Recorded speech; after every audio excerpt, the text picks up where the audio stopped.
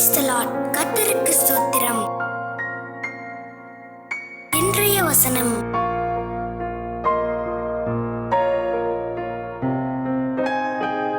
எபிரேயர் 4:14 முதல் 16 வசனங்கள்.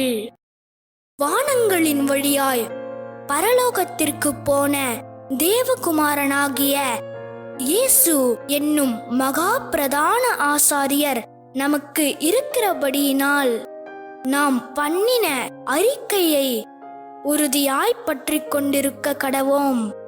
நம்முடைய பலவீனங்களை குறித்து பரிதபிக்க கூடாத பிரதான ஆசாரியர் நமக்கிராமல் எல்லா விதத்திலும் நம்மை போல் சோதிக்கப்பட்டும் பாவமில்லாதவராயிருக்கிற பிரதான ஆசாரியரே நமக்கிருக்கிறார்.